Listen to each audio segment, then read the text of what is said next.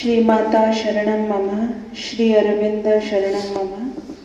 यहाँ उपस्थित सभी के अंदर वो दिव्य उपस्थिति को मेरा प्रणाम। तो अभी जो भैया बोले, आप फोटो देख के जान गए होंगे शायद कौन श्री अरविंदो है। आपके दाहिने तरफ जो है वो है श्री अरविंदो, दिख रहा है सबको।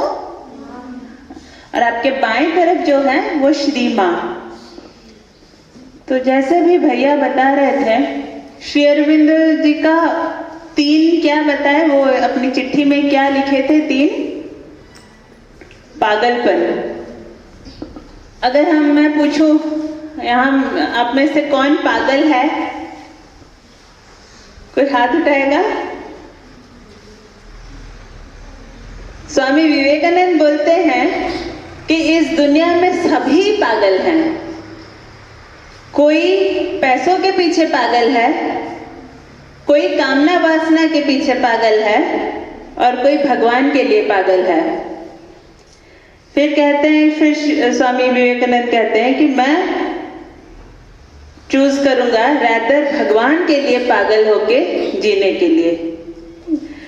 तो यही जो महान व्यक्ति जो कहते हैं, अभी वो हमारे पास जो संदेश पहुंचाते हैं, वो वही कहते हैं जो वो ऑलरेडी भविष्य में घट चुका होता है। भविष्य को देख के वो वर्तमान में आके हमको वो मैसेज, वो संदेश पहुंचाते हैं। अभी अगर मैं पूछूं, क्या आप में से किसने चांद देखा है? सभी देखे हैं चांद? आपको पता है राकेश शर्मा कौन थे? First Indian to go to space. वो चांद का सबसे बेटर डिस्क्रिप्शन दे पाएंगे या हम दे पाएंगे? क्यों? क्योंकि वो वहां गए थे, पूरा चांद में जाके वो जब आते हैं तभी हमको यहाँ से चांद कितना सुंदर दिखता है, पर वो जाके क्या देखे, सुंदर देखे या उसमें होल्स हैं? जो भी चांद का जो वहां पे जाएगा, वहां पे देख के वो बता सकता है कि वास्तव में वो है क्या, कैसा है, और हमें वहां तक कैसे पहुंचना है। वैसे ही श्री अरविंद भविष्य में जाके आ चुके हैं। माँ कहती है, श्री माँ कहती है कि Shri Aurobindo belongs to the future. और फ्यूचर में क्या देखें कि मनुष्य का भविष्य क्या होने वाला है, मनुष्य किस चीज के लिए चाहता आया है। हम कब से, हम युगों से यही चाहते आए हैं कि कौन दुख चाहा है आज तक? बताओ तो, किसने चाहा है कि मैं दुख में रहूं तो अच्छा है? चाहते हैं हम हमेशा सुख में रहना चाहते हैं। कोई रोग चाहा है आज तक? कोरोना को किसी ने इनवाइट किया था क्या? हम सब चाहते हैं इससे बचने के लिए, इसलिए इतना सारे चीज हम यूज कर रहे हैं। फिर कोई बूढ़ा होना चाहता है क्या? कोई मरना चाहता है? तो ये सब चीज इंसान हमेशा चाहता है, एक सुखदपूर्ण जीवन, एक परम आनंद का जीवन। इसीलिए हम आज तक जो भी कर रहे हैं, इंसान जितना भी अचीव किया हो in the field of science हो, टेक्नोलॉजी हो, उसके पीछे भी कभी भी वो रुका नहीं है। हमारा प्रोग्रेस हमेशा और आगे, और कितना परफेक्शन हो सकता है उसकी ओर जा रहा है। क्योंकि हमारे अंदर, श्री अरविंदो कहते हैं कि हमारे अंदर वो परफेक्शन के लिए, पूर्णता के लिए एक चाहत है, पर हम उसका रास्ता कभी कभी भटक जाते हैं। वो कहाँ है उसको हम ढूंढ नहीं पाते हैं। इसीलिए इधर उधर हाथ मारते मारते हमको लगता है कि अच्छी नौकरी हो जाए, अच्छा घर बन जाए, उसमें शायद हमारा सेटिस्फेक्शन है, हमारा सुख उसी में है। उसी में हम गलती कर बैठते हैं, और परम सुख जिसका सोर्स जहाँ पे है उसका, उस तक नहीं पहुंच पाते हैं। तो यही बता श्री अरविंद कहते हैं कि जो इंसान जो चाहते आया है उसका वो पाने का समय आ गया है। तो इसीलिए हम कहते हैं, जैसे अभी भैया बता रहे थे कि श्री अरविंदो's विजन, भविष्य में क्या घटना है, क्या घटने जा रहा है, वो हमको बताने के लिए, वो और उसके लिए हमको कैसे जीना है, वो चीज बताने के लिए श्री अरविंद और श्री मां का इस पृथ्वी पे आने का जो उद्देश्य वही है। 1918 में जब भैया बता रहे थे कि श्री अरविंदो उससे पहले फ्रीडम स्ट्रगल में भाग लिए थे, फिर वो पौंडीचेरी आ जाते हैं 1910 से, और वो पौंडीचेरी में ही अपनी साधना करते हैं। 1918 में जब एक गुजरात के एक एक्टिविस्ट श्री अरविंदो जी के पास आते हैं उनसे मिलने के लिए पहली बार, और उनको कहते हैं कि हमारा बंदे पूरा तैयार हैं अंग्रेज के खिलाफ लड़ने के लिए, बहुत सारे ग्रुप बन गए हैं, अभी हमको आगे क्या करना है। श्री अरविंद पूछते हैं तुम्हारी आध्यात्मिकता अभ्यास कैसा चल रहा है। तो ये पुरानी जी कहते हैं मैं आपको यहाँ पे भारत की आजादी के बारे में पूछ रहा हूँ और आप मुझे आध्यात्मिकता के बारे में पूछ रहे हैं। मुझे रात को नींद नहीं आती है यही सोच के कि भारत कैसे आजाद होगा अंग्रेजों से, और आप मुझे आध्यात्मिकता के बारे में पूछ रहे हैं, ये मैं कैसे कर सकता हूँ। फिर श्री अरविंद थोड़ा गंभीर रह के पूछते हैं अगर तुमको यह आश्वासन मिलता है कि भारत आजाद हो जाएगा तो। फिर पुरानी जी पूछते हैं कौन देगा मुझे यह आश्वासन, कैसे मैं यकीन कर पाऊं। फिर श्री अरविंद थोड़ा शांत रह के फिर पूछते हैं अगर मैं तुमको यह आश्वासन देता हूं तो।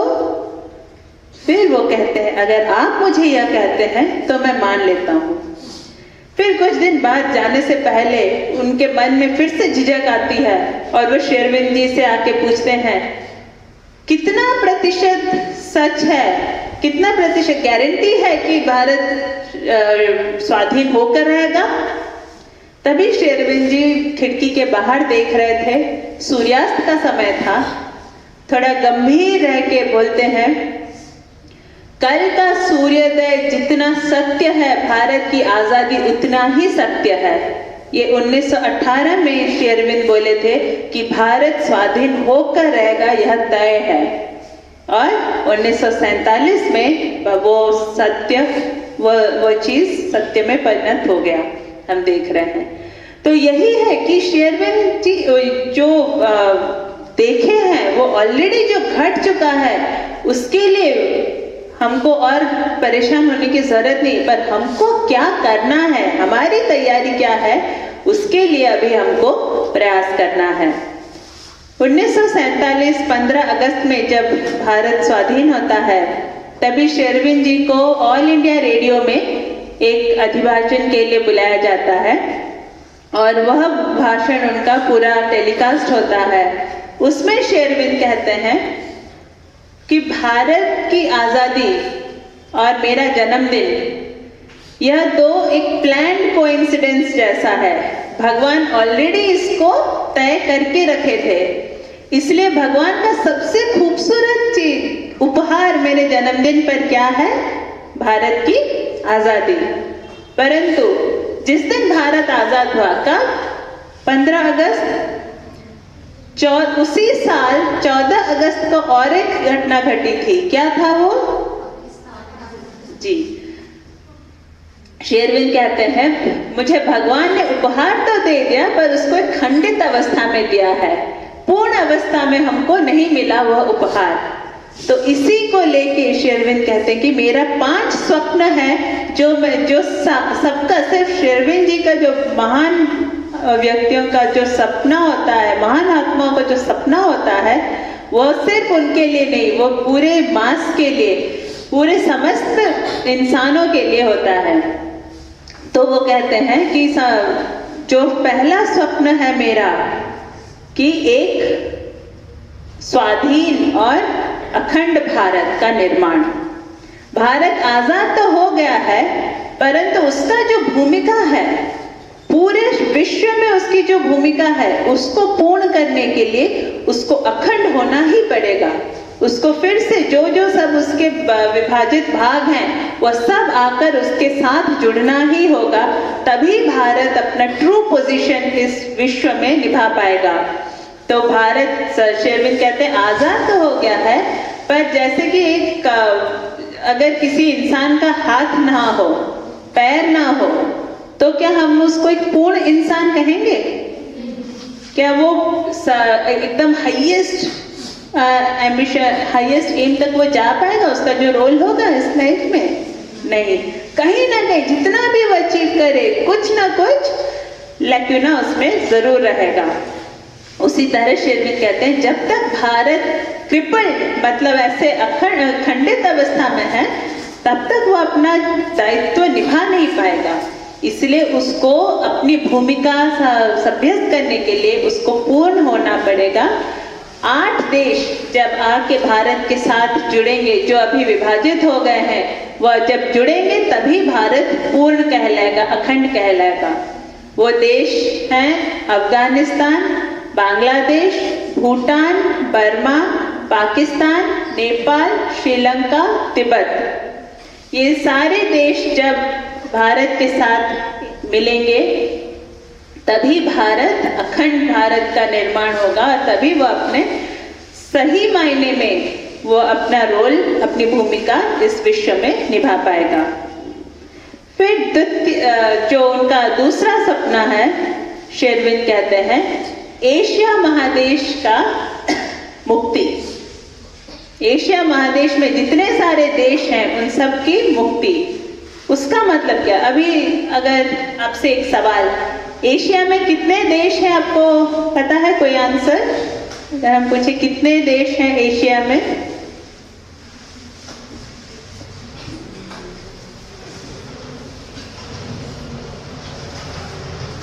कुछ तो नंबर आता होगा ना, 40, 45, 50, कितने सारे हैं?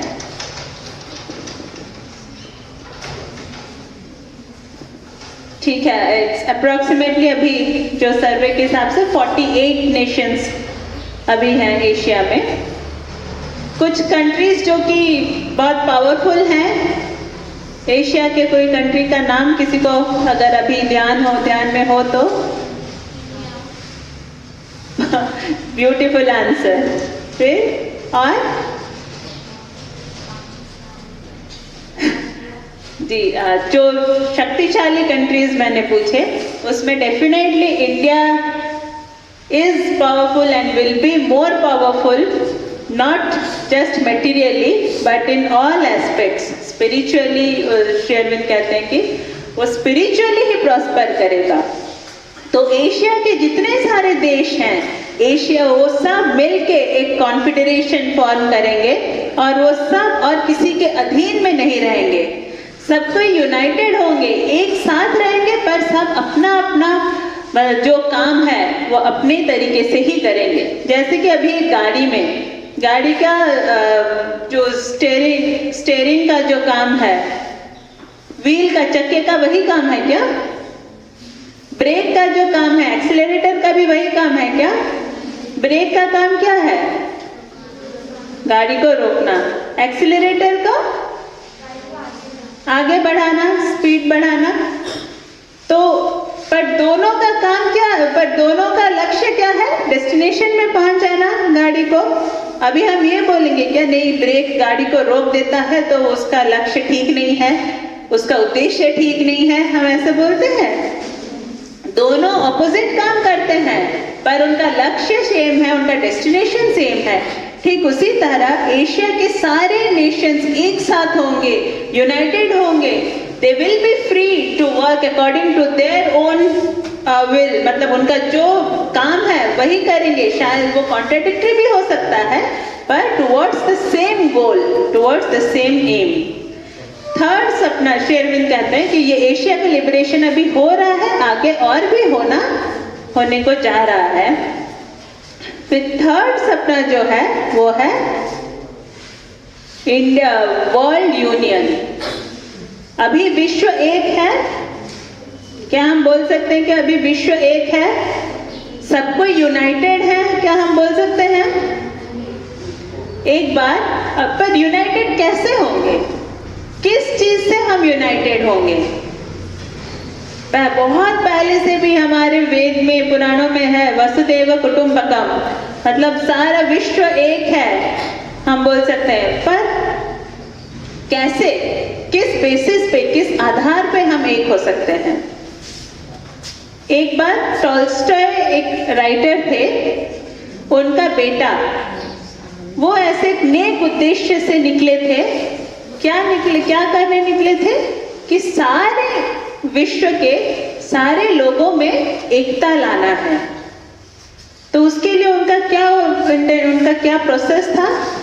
उनको पूछा गया कि आप ये कैसे करेंगे सोच रहे हैं?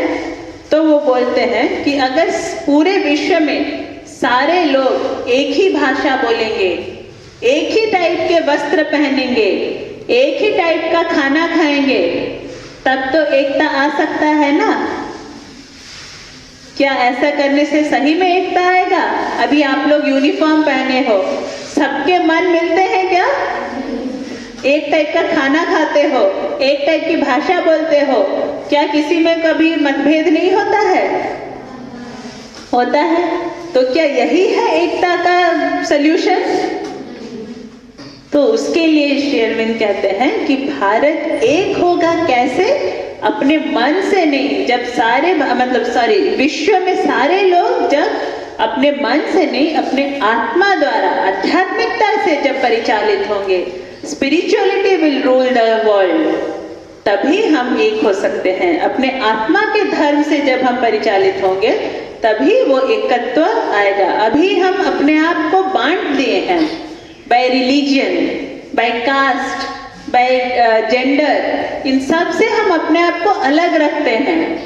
अभी अगर एक बहुत बड़ा कुछ कॉन्फ्रेंस होने जा रहा है या कोई मीटिंग होने जा रहा है, तुरंत हमारे किसी न किसी बेसिस पे हमें ग्रुप डिवीजन कर देते हैं, या तो मेल इस तरफ, फीमेल इस तरफ, या फिर किसी भी चीज को लेके बेसिस पे हम डिस्क्रिमिनेशन करते हैं। बट वो डिस्क्रिमिनेशन तब जाएगा जब हम स्पिरिचुअलिटी, हम इन सब के ऊपर उठेंगे, तो तभी होगा ट्रू यूनियन। इसलिए माता जी कहती हैं, वो एक सपना देखी थी माता जी, एक सपना देखती हैं, एक ऐसा जगह जहाँ पे लोग पैसों के लिए नहीं जीते होंगे, कोई रिलीजन के बेसिस पे नहीं, कास्ट नहीं, वो सबसे ऊपर होंगे। They will live only for to fulfil the will of the divine. भगवान की इच्छा को पूर्ण करने के लिए उनका जीवन होगा। हर एक काम उसी पे समर्पित होगा। तो उसी चीज के लिए, उसी सत्य को लेके जी रहे होंगे। उसके लिए पौंडीचेरी से 10 कुछ दूरी में एक टाउन है ऑरोविल, वहां पे एक ऐसा जगह का निर्माण हुआ है जहाँ पे सारे देश के लोग आके एक साथ रहते हैं। वहां पे वो लोग काम बहुत करते हैं, पर पैसों के लिए नहीं, अपने बॉडी को, अपने हेल्थ को डिवाइन के लिए कैसे रेडी करेंगे, उसका वो सारा काम करने का उद्देश्य भी वही रहता है कि हम अपने आप को भगवान के लिए प्रस्तुत करेंगे। सब चीज नए तरीके से करने की कोशिश करते हैं। कंस्ट्रक्शन हो, एग्रीकल्चर हो, जो कल्चरल चीज एक्टिविटीज हो, हर चीज में एक नयापन लाने की कोशिश हो रहा है, पर वहां पे एक ही उद्देश्य कि to fulfil the supreme will. और वहां पे जब वो कंस्ट्रक्शन शुरू हुआ था, 126 कंट्रीज से सॉइल आया था, मिट्टी लाके वहां का कंस्ट्रक्शन शुरू हुआ था। तो ये है ऑरोविल में श्री माँ का जो ड्रीम था कि एक ऐसा जगह हो एक्सपेरिमेंट के लिए, और यही चीज पूरे विश्व में लागू होगा जब इंसान अपने लिए नहीं, अपने स्वार्थ के लिए नहीं, पूरा मानवता के लिए जिएगा, पूरा मानवता से भी ऊपर भगवान के लिए जब जिएगा, तभी वो ट्रू सेंस में मानव कहलाएगा, और तभी वर्ल्ड यूनियन आ सकता है। अभी क्या हो रहा है? युद्ध हो रहा है अमंग डिफरेंट कंट्रीज। अगर हमसे अभी पूछा जाएगा कि भारत और पाकिस्तान के बीच जब युद्ध हो रहा है, तो पाकिस्तान के लिए हमारा क्या फीलिंग रहता है? तभी क्या प्यार का भावना रहता है? सद्भावना रहता है? नहीं, तब हमें एक आक्रोश का भावना रहता है, एक घृणा आ जाती है। वहां पे माता जी कहते हैं कि उससे ऊपर युद्ध तो होगा, पर उस युद्ध में भी अगर वो प्यार का युद्ध होगा, वो प्रेम का युद्ध होगा, क्योंकि वो हमारा अपना है, हमारा अंश है, तो उससे उसी गुडविल के साथ साथ अगर हम युद्ध करेंगे, then the victory will be final. अभी जब महाभारत में श्री कृष्ण जी अर्जुन को क्या बोले, किसको मारने के लिए बोले? अपने सगे संबंधियों को। पर क्यों? और जब वो युद्ध कर रहे थे तब उनके अंदर घृणा का भाव था क्या? घृणा नहीं, वो फुल एकदम सद्भावना से, पूरे प्रेम से उनको मार रहे थे, और तभी धर्म की स्थापना संभव हो पाया। यही बोलते हैं माता जी कि अभी समय आया है कि हम जिसके साथ भी हमारा रिलेशन होगा, अगर वो आत्मा का संपर्क होगा, तभी वो प्योर होगा और तभी वो एकता या एकत्व की बात जो हम कर रहे हैं वह संभव हो पाएगा। उसके बिना कोई एकत्व कभी भी स्थायी रूप से संभव नहीं हो पाएगा। चौथा सपना, अभी मैं कितना सपना बोली शेरविन जी का? थर्ड बोली, अभी फोर्थ सपना, चौथा सपना शेरविन कहते हैं भारत बनेगा विश्व का गुरु। अभी जब हम ये बोलते हैं, क्या हमको यह विश्वास होता है? कितने लोगों को यह विश्वास होता है कि भारत विश्व को गुरु बनेगा? गुरु मतलब क्या है? टीचर जो हमको अंधेरे से उजाला की ओर ले जाता होगा, अंधेरे से प्रकाश की ओर जो लेता है, वह है गुरु। क्या यह भारत द्वारा संभव है? कौन बोलते हैं है? हाथ उठाइए जिनको यह विश्वास है। मतलब बाकी सब हम अभी तक जी तो रहे हैं पर विश्वास के साथ नहीं जी पा रहे हैं। सही है, क्योंकि अभी वो दिख नहीं रहा है हमको, मेटेरियली वो दिख नहीं रहा है कि भारत सच में गुरु बन सकता है, क्योंकि हर क्षेत्र में हम अपने आप को पीछे समझते हैं। परंतु असलियत क्या है वो भारतीयों से ज्यादा विदेशी जानते हैं। जब बिल क्लिंटन को पूछा गया, जब बिल गेट्स को जब पूछा गया था कि भारत में अभी अमेरिका में आपने जितने सारे कंपनीज बनाए हैं, सारे भारतीयों को लाके यहाँ पे क्यों काम करवा रहे हैं? क्या अमेरिका में संख्या कम है जो भारतीयों को लाके करवा रहे हैं?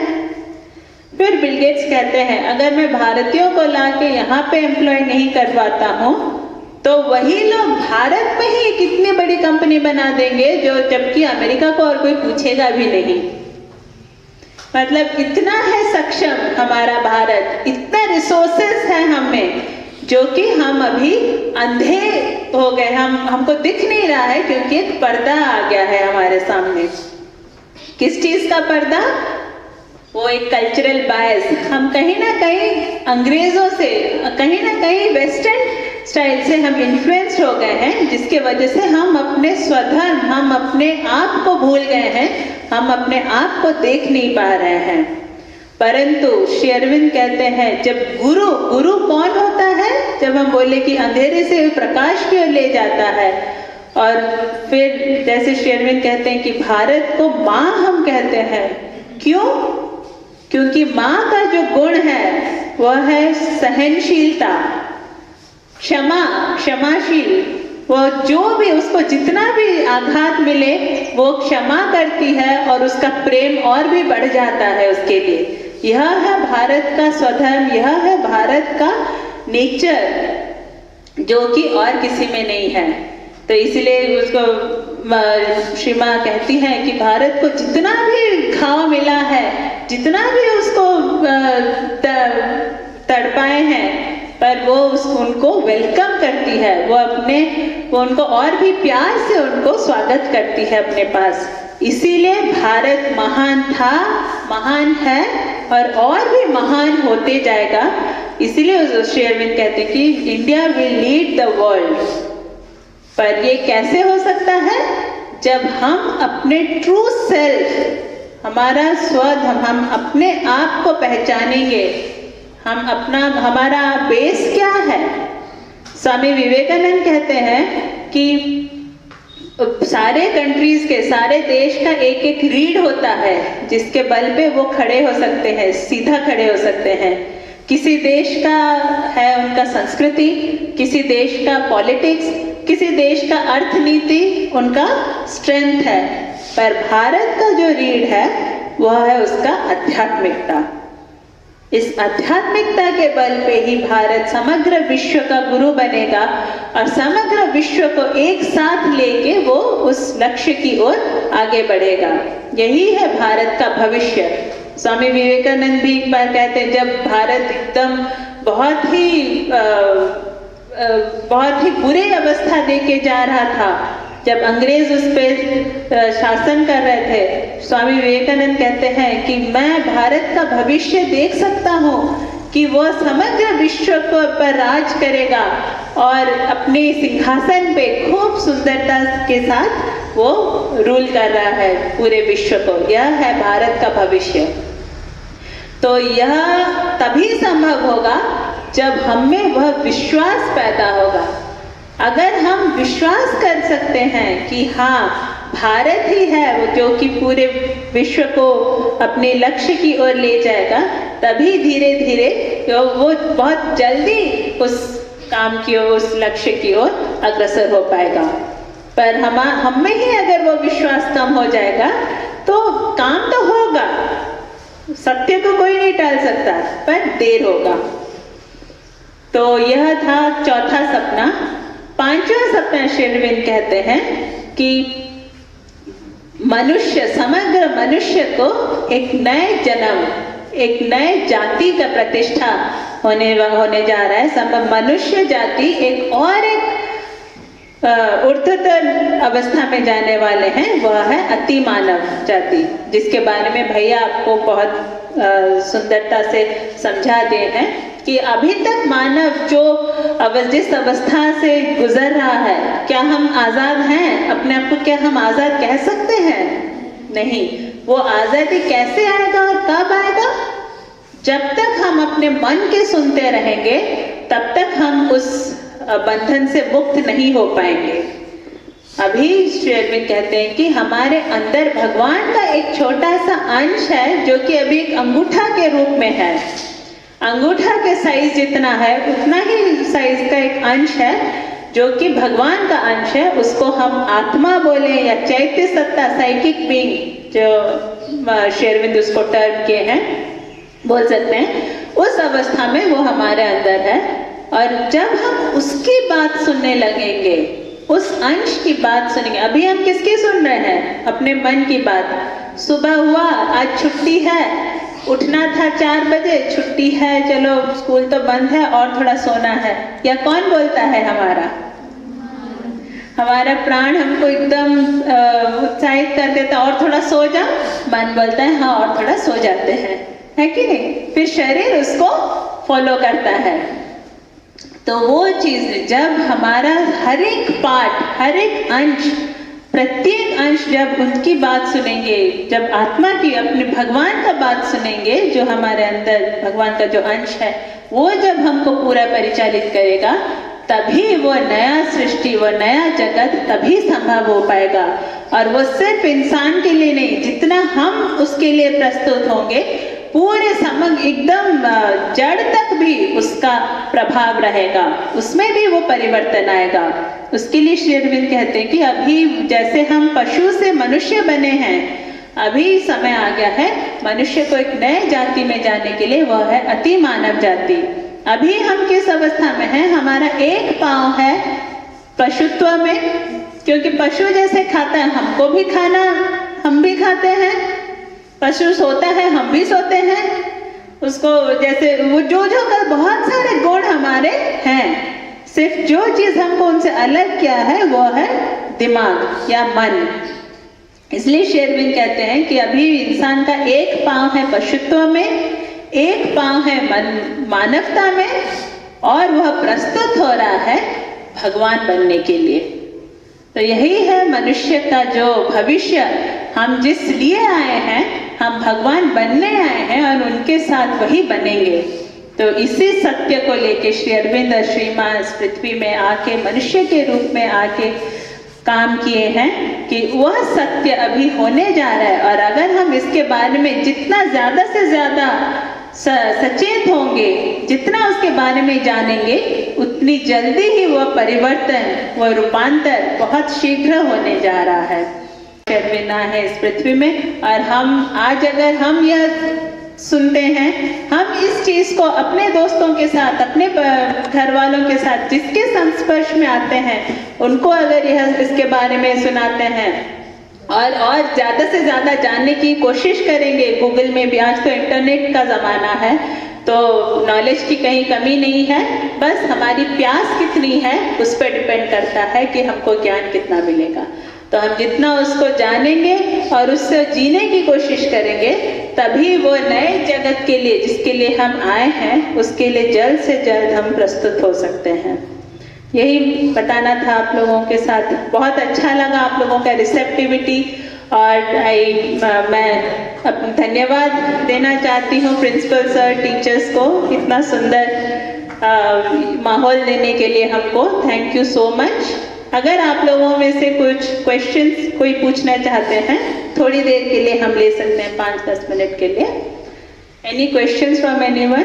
अभी जो सुने या इसके बियॉन्ड भी अगर आपको कुछ जानना चाहते हो, एनीथिंग रिलेटेड टू लाइफ और what ever you heard now, उस पर कुछ पूछना चाहो तो पूछ सकते हो।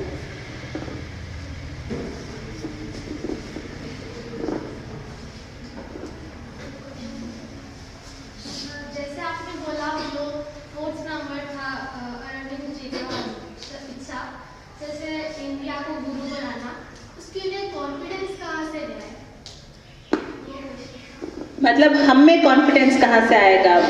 वही, थैंक यू सो मच, बैठ जाओ। वही अभी जो बोल रहे हैं कि अभी तक श्री अरविंद कहते हैं कि अभी तक इंसान जो जीते आ रहा था, अपने मन के बल पे हम जो भी चीज कर रहे हैं, जो भी काम कर रहे थे, अभी तक मन के बल पे ही कर रहे थे। परंतु true confidence lies in the divine. अगर हम उन पे विश्वास करते हैं, अभी वो कॉन्फिडेंस कैसे होना चाहिए? जैसे एक पेड़ है, पेड़ के डाली में एक चिड़िया बैठी है और एक लड़का बैठा है, बच्चा बैठा है। अचानक हवा आती है, डाली टूट जाती है, कौन गिरेगा, चिड़िया या बच्चा? क्यों? चिड़िया क्या करेगी? उड़ जाएगी, बच्चा गिर जाएगा। चिड़िया भी उस डाली पे बैठी थी, बच्चा भी उस डाली पे बैठा है, पर चिड़िया क्यों उड़ गई? वो किस पे डिपेंड कर रही थी? अपने पंख पे। और बच्चा किस पे डिपेंड किया था? डाली पे बैठा था, डाली पे ही निर्भर कर रहा था। पर चिड़िया बैठी थी डाली पे, पर उसका निर्भर था उसका पंख पे। ठीक उसी तरह हम हैं इस जगत में, हम सारे लोगों के संस्पर्श में आते हैं, मन भी हमारा है, पर हमारा निर्भर हम मन पे नहीं, किसी इंसान पे नहीं, किसी पे नहीं, भगवान पे अगर कॉन्फिडेंस रखेंगे, वही हमको इस चीज को वही सत्य करवा सकते हैं। उसके अलावा it is not possible on the part of any human being. Only divine can make this truth happen. तो उस कॉन्फिडेंस के साथ अगर हम जिएंगे कि हम जिनसे आए हैं, आप जब आए इस पृथ्वी पे, आपको पता था कि आपका नाम क्या होगा, आप क्या करने वाले हैं, किसके घर जाने वाले थे, क्या आपको पता है? Who has taken this decision for us? God। आपके माँ बाप को भी नहीं पता था कौन आने वाले हैं। तो जो ये डिसीजन ले सकते हैं, He alone has the power to take the destiny, to choose the destiny of India as well। तो उन पे अगर हमारा कॉन्फिडेंस रहेगा, हर एक चीज में, सिर्फ इंडिया को गुरु बनाने में नहीं, मैं आज क्या बनना चाहती हूँ, मैं अभी क्या पढ़ना चाहती हूँ, उस चीज को मैं कैसे पढ़ूँ, उस सब में अगर हम उन पे डिपेंड करेंगे, देन देखना हमारा लाइफ का जीने का तरीका भी बदल जाएगा। The way we perceive life, our attitude towards life will change when we have confidence in the divine। Okay, कोई और? तो कभी कभी हमको लगता है कि जो सक्सेस के लिए हम पढ़ रहे हैं, वो सक्सेस तो ट्रू सक्सेस है ही नहीं, बिकॉज हम एक चीज को सक्सेस सोचते हैं बट वो एक डिवाइन प्लान के हिसाब से वो हमारे लिए कुछ और होगा, जिसको आज हम सोचते थे अगर ये मैं अचीव कर लेती हूँ then I will be successful, but divine हमारे लिए अगर कुछ और प्लान रखते हैं then that is not success for us even if we achieve it, it will be a failure if the divine doesn't want from us. तो हमारा सबसे एक जैसे एक बच्चा अपने माँ के पास अपने आप को दे देता है, उसी तरह हम भी अपने आप को अगर भगवान के पास दे देंगे और अपना एफर्ट देंगे, बाकी we will surrender ourselves to him, then he will take the decision of our life. इसीलिए अभी जैसे मैं श्री माँ के बारे में बोल रही थी, माँ जब हम बोलते हैं तो वो एक अपनापन और रिलेशन जो होता है, माँ बोलते हैं कि that is why I have come to you as mother, ताकि मैं तुम्हारे निकट आ सकती हूँ, तुम्हारे पास आ सकती हूँ और तुम मेरे पास जो भी चाहे तो मुझे बता सकते हो। So thank you very much.